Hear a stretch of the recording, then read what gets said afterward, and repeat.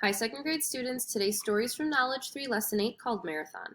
Before we begin our read aloud, we're going to go over our vocabulary words. Our first vocabulary word for today's story is the word avoid. Repeat after me. Avoid. Avoid means to steer clear of or to keep away from. Our next vocabulary word is the word marathon. Say marathon. A marathon is a foot race measuring a little more than 26 miles long. Any long distance race or endurance contest. And our last vocabulary word is the word tribute. Say tribute. A tribute is a gift or compliment that's given to honor the contributions of a particular person or particular group. The Persians are coming. The terrifying sound raced through Athens like a rapidly spreading fire. The very name of the Persians meant terror to all of the Greeks. And now King Darius had sent an army of Persian foot soldiers and cavalry to punish the Athenians. Darius was angry that Athens had helped other Greek city-states fight against Persia. A fleet of 600 ships had brought as many as 20,000 experienced Persian soldiers to a beach about 26 miles from Athens, near a wide flat plain called Marathon. "There are not enough of us to face them," moaned an Athenian army general. "Besides, no one can beat the Persian soldiers."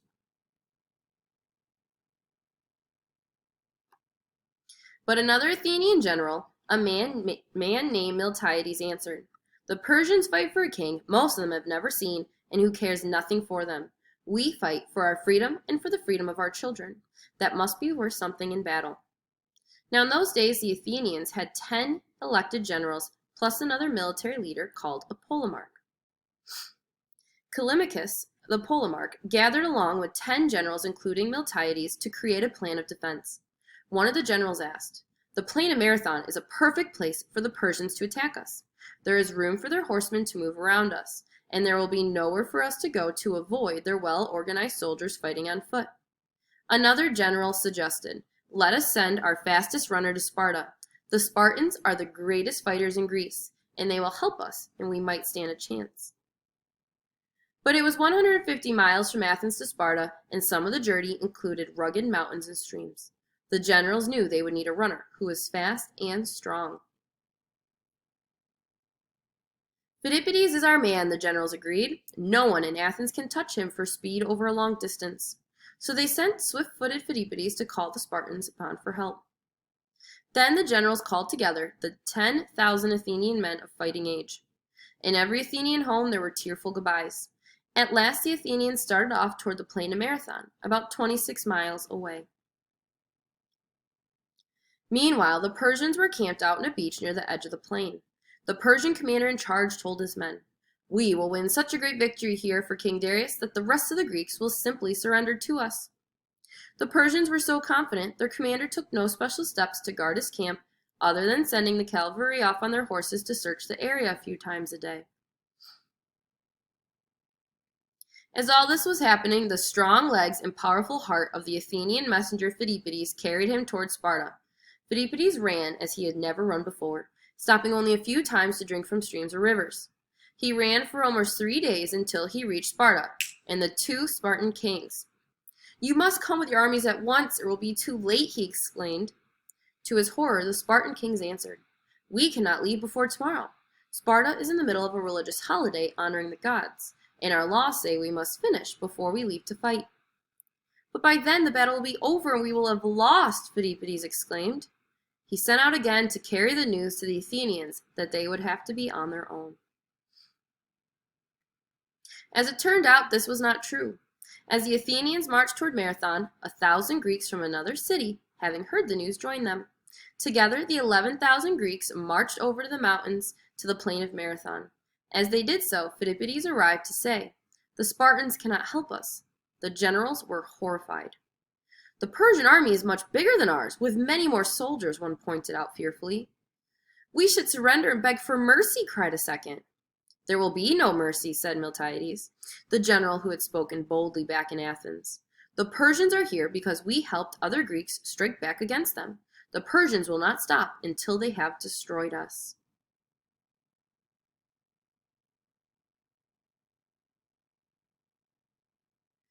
The 10 generals voted. Should they surrender or should they attack?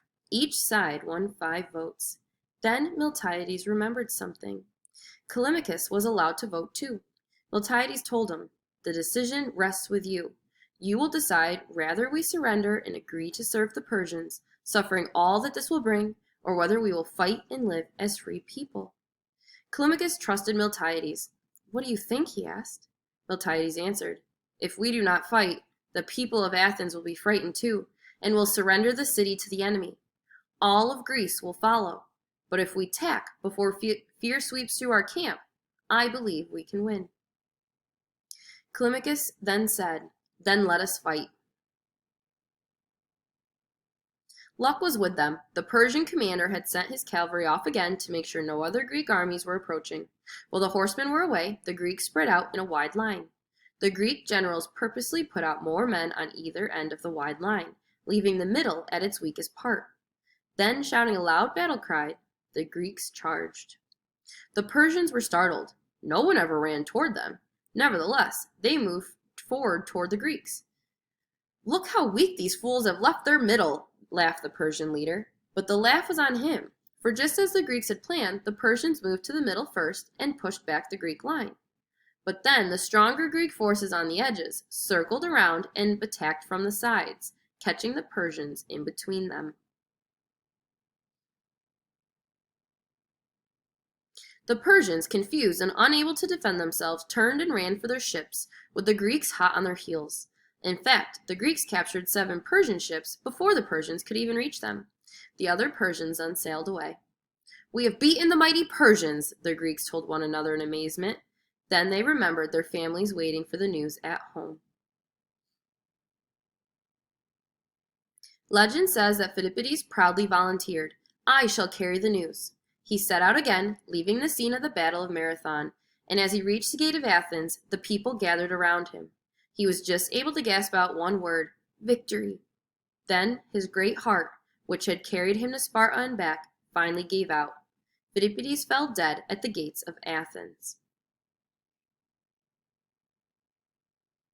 In tribute to Phidippides, the Greeks measured the distance he had run from Marathon to Athens, and those 26 miles became the distance of their long-distance races.